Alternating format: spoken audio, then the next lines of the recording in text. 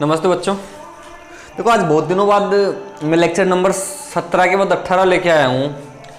तो ये अपना लेक्चर नंबर 18 होगा आज। और इस लेक्चर के साथ ही अपना जो थर्मोडायनेमिक्स फर्स्ट था उसका जो फर्स्ट पार्ट है वो लगभग खत्म हो जाएगा। इसके बाद में मतलब अगला जो लेक्चर आएगा उसमें मैं बात करूँगा थर्मोकेमिस्ट्री की, ठीक है, उसमें रसायन की। और वो उसमें शायद 5 या 6 लेक्चर, उसमें ये अपना जो यूनिट है ये खत्म हो जाएगा। तो आज अपन इस लेक्चर में बात करने वाले हैं रुद्धोष्म उत्क्रमणीय प्रक्रम में प्रसार कार्य। अब आप लोगों को एक वर्ड दिख रहा होगा रुद्धोष्म एडियाबैटिक प्रोसेस, जिसके अंदर अपना क्यू क्या होता है, जीरो होता था। अपन बोल सकते हैं D Q equal to zero बोलते थे एडियाबैटिक प्रोसेस में। और उत्क्रमणीय प्रक्रम, और अपन को पता ही उत्क्रमणीय प्रक्रम क्या होता है। तो ठीक है, इसकी बात करते हैं आज अपन रुद्धोष्म उत्क्रमण प्रक्रम में प्रसार कार्य। अपनी हेडिंग है तो हेडिंग डाल दो आप लोग, रुद्धोष्म उत्क्रमणीय प्रक्रम में प्रसार कार्य। ठीक है, तो अपन को पता है कि जो आइडियल गैस इक्वेशन होती है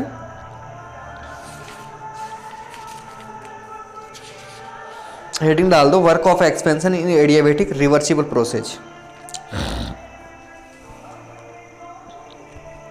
तो ये बोला जाता है एक आदर्श गैस के द्वारा उत्क्रमणीय प्रसार में किया गया कार्य dW क्या होगा माइनस PdV, क्योंकि अपन को पता है ना गैस के द्वारा जब कार्य किया जाता है ना तो वो कैसा होता है, नेगेटिव होता है। तो अपन बोल सकते हैं कि आप लोग लिखो एक आदर्श गैस द्वारा उत्क्रमणीय प्रसार में यदि आयतन परिवर्तन dV हो तो, यदि आयतन परिवर्तन dV हो तो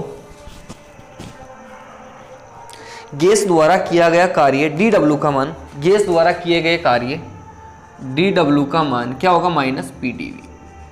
इसको समीकरण नंबर 1 दे लेना। मैं यहाँ से शुरुआत करता हूँ।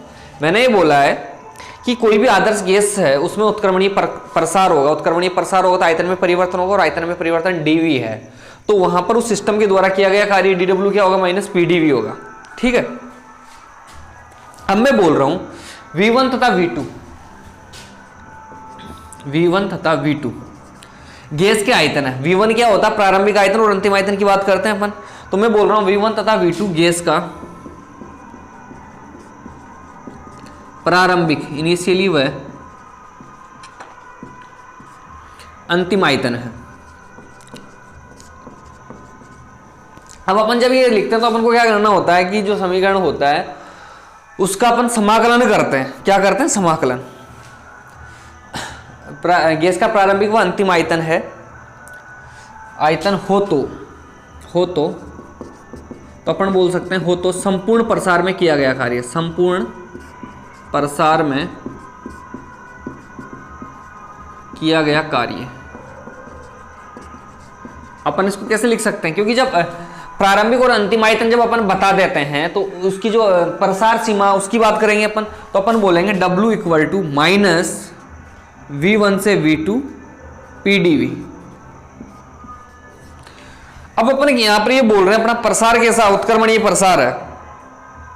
ठीक है, और जब उत्क्रमणीय प्रसार हो तो जो प्रेशर होता है उसमें निरंतर परिवर्तन होता रहता है। अपन को पता है उत्क्रमणीय प्रसार क्या होता है, धीरे धीरे स्टेप्स में होता है, और धीरे धीरे स्टेप्स में क्या होता है उसका जो प्रेशर है वो भी चेंज होता रहता है। अपन ये तो बोलते हैं कि ऊपर लगाया गया जो प्रेशर है वो अगर चेंज होता रहता है जब तो पिस्टन ऊपर जाता है, और उसको कम करते करते तो ऊपर ले जाते हैं अपन।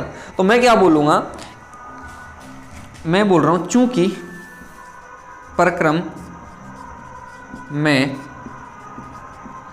प्रक्रम में उत्क्रमणीय प्रसार हो रहा है, या अपन बोल सकते हैं चूंकि प्रक्रम उत्क्रमणीय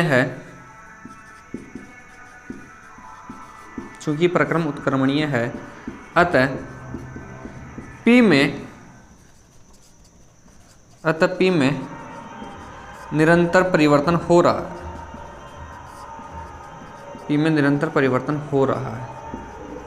अब आप लोगों को पता होगा, इससे पहले अपन ने पढ़ा था ताप आयतन संबंध, दाब आयतन संबंध पढ़े थे अपन ने। ठीक है, तो वहां अपन लिखते थे निरंतर परिवर्तन हो रहा है, तो मैं यहां पर बात करूंगा दाब आयतन संबंध की, PV वाले की। तो वहां पर अपन लिख रहे थे हो रहा है, अतः अपन लिख सकते हैं PV गामा इक्वल टू क्या था, स्थिरांक, क्या था, अब यहां पर अपन P की बात कर रहे हैं प्रेशर की जगह, तो P की जगह अपन क्या लिख सकते हैं, K अपॉन V गामा लिख सकते हैं। क्या लिख सकते हैं, P equal to K upon V gamma. इसको अपन समीकरण नंबर 3 दे देते हैं। मान लो समीकरण 3 से P का मान समीकरण 2 में रखने पर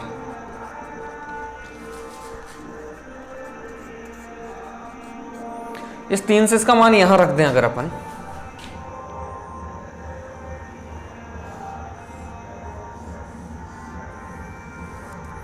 तो अपना क्या हो जाएगा समीकरण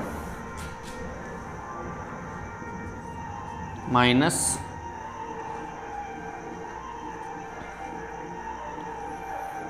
ये है के ऊपर है dv अपॉन v गामा। इसको दे दो समीकरण नंबर 4। अब इसका अपन समाकलन कर लेते हैं, समीकरण 4 का क्या कर लेते हैं, समाकलन कर लेते हैं। तो बाय वाले बच्चों एक बार देख लो समाकलन कैसे करते हैं, फिर मैं आपको बता देता हूँ, क्योंकि बाय वालों के साथ प्रॉब्लम रहती है।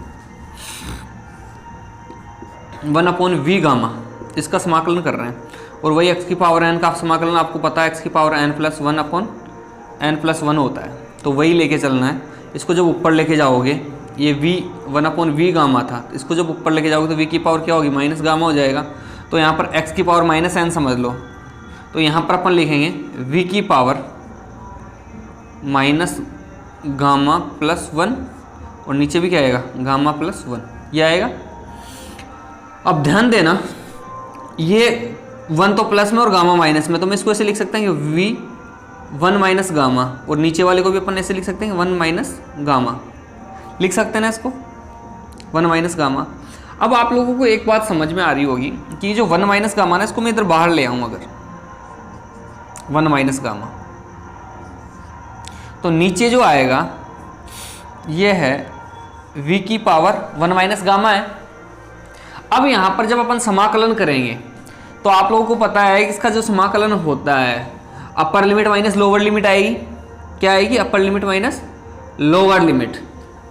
और जब upper limit minus lower limit की अपन बात करते हैं तो यहाँ पर अपर लिमिट तो क्या है v2 और लोअर लिमिट क्या है v1। तो यहाँ पर देखो W इक्वल टू माइनस पहले से ही है 1 अपॉन 1 माइनस गामा, ये मैंने यहाँ से बाहर ले लिया। यहाँ पर V2 माइनस V1 करेंगे ना, तो ये के तो है ही सही, यहाँ पर V2 1 माइनस गामा के V1 1 माइनस गामा। इसको मिटा देता हूँ भाई मैं, अब आप लोगों को समझ में आ गया होगा ये। मैंने यहाँ से क्या किया, 1 माइनस गामा बाहर ले लिया, और ऊपर क्या है upper limit minus lower limit होगी ना समाकलन करने पर v2 माइनस v1, dv का क्या होता है अपना, ठीक है, v2 माइनस v1। तो यहाँ पर इसकी पावर 1 माइनस गामा 1 के दोनों में मल्टीप्लाई हो जाएगा के v2 और के v1। तो मैंने ये लिखा, माइनस तो पहले ही था 1 अपॉन 1 माइनस गामा के v2 1 माइनस गामा के v1 1 माइनस गामा, ठीक है। इसको मिटा देता हूँ। तो ये समीकरण नंबर अपना 5 हो गया। यहाँ तक मेरे हिसाब से किसी को दिक्कत नहीं होनी चाहिए। W equal to minus 1 upon 1 minus gamma के v2 1 माइनस गामा के v1 1 माइनस गामा, ये समीकरण नंबर 5 हो गया। अब देखो अपन जानते हैं चूंकि k equal to P1 V1 gamma P2 V2 gamma. अभी k का मान ऊपर वाले समीकरण में रख दें, यहां पर अगर अपन दोनों जगह k का मान समीकरण 5 में रखने पर, k का मान समीकरण 5 में रखने पर, तो रखो W equal to minus 1 upon gamma P1 V1 gamma, sorry V2 है ना, तो यहाँ पर P2 V2 रख दो, P2 V2 gamma V2 1 minus gamma P1 V1 gamma और V1 1 माइनस गामा, ये आया। अब आप लोग समझ रहे होंगे यहाँ पे कुछ कि ये V2 है और यहाँ है V2 1 माइनस गामा। इस V2 में से 1 माइनस गामा, ये गामा जब घटा देंगे तो यहाँ से ये हट जाएगा और बचेगा क्या, ओनली P2 V2 बच जाएगा, 1 माइनस गामा हट जाएगा ना। देखो यहाँ पर दोबारा देख लो आप लोग, V2 गामा ये है और यहाँ है V2 1 माइनस गामा। तो इस गामा, इस पावर को पूरी को कम कर देना अपन, तो ये तो खत्म हो गया, ये खत्म हो गया। इसको जब घटा देंगे तो यहाँ क्या बचा, V2 की पावर 1, और जब V2 की पावर 1 है तो उसको का मतलब ही क्या है, V2 ही हो गया। तो अपन यहाँ क्या लिख सकते हैं, -1/1 माइनस गामा, और यहाँ क्या बच गया, P2। इस गामा को इस गामा से मैंने हटा दिया, इस V2 गामा को इस गामा से हटा दिया, इसको हटा रहा तो इसको भी हटाऊंगा मैं, घटा दिया ना मैंने, P2 V2। इसी प्रकार से यहाँ पर भी ये हो जाएगा P1 V1। ये आया, ये समीकरण नंबर 6 दे देते हैं इसको। कोई दिक्कत नहीं है मेरे हिसाब से, तो आप लोगों को जहाँ तक है W इक्वल टू माइनस, ठीक है। अब इसके बाद में बोलूँ, हम जानते हैं कि, हम क्या जानते हैं, आप लोग PV इक्वल टू NRT होता है, ये जानते हो। और क्या जानते हो, जानते हो ना, आदर्श के समीकरण तो जानते ही हो आप लोग। PV तो यहाँ पर P1 V1 equal to NRT1 और P2 V2 NRT2 लिख सकते हो, नहीं लिख सकते हो। अब ये दोनों मान इस समीकरण 6 में रख दो, दोनों के दोनों मान समीकरण नंबर 6 में रख देते हैं। इसको मिटाता हूँ भाई मैं ना, मेरे को जरूरत पड़ रही मिटाने की।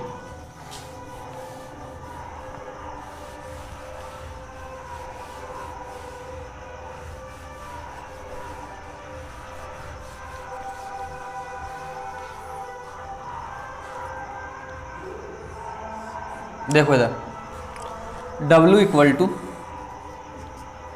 -1/1 माइनस गामा, और इसकी जगह रख दो आप लोग NRT1 minus NRT2। W equal to -1/1। अब यहाँ पर देखो दोनों जगह NR कॉमन है, तो अपन NR कॉमन ले लेना, और क्या बच जाएगा यहाँ पर, T1 माइनस T2।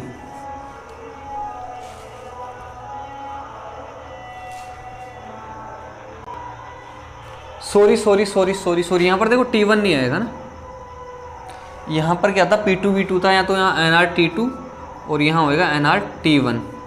तो यहाँ पर अपन लिखेंगे T2 माइनस T1, ठीक है। अब देखो यहाँ पर N और R और गामा, ये गामा भी अपन जानते हैं, आप लोग पढ़ के आए हो CP और CV में संबंध। CP minus CV equal to R होता था, और गामा इक्वल टू क्या पढ़ते थे अपन, CP अपॉन CV पढ़ते थे। अगर अपन R और गामा का अगर इसमें मान रख दें समीकरण में, तो समीकरण को कैसे लिख सकते हैं, इसको समीकरण नंबर 7 दे देता हूं मैं। और मैं बोलूं अगर कार्य की इस समीकरण में R का मान और गामा का मान रख दें अपन, ठीक है। कार्य की इस समीकरण को एक अन्य रूप में भी व्यक्त कर सकते हैं, एक अन्य रूप में भी व्यक्त कर सकते हैं। वो व्यक्त कैसे कर सकते हैं, देखो एक बार, R का मान रख दो और गामा का मान रख दो, इसमें तो ये समीकरण अलग ही हो जाएगी। गामा इक्वल टू क्या हो गया, CP अपॉन CV, तथा R equal to CP minus CV। ये दोनों मान समीकरण 7 में रख दो, गामा तथा R के। तो अपन लिख सकते हैं गामा तथा R के मान समीकरण 7 में रखने पर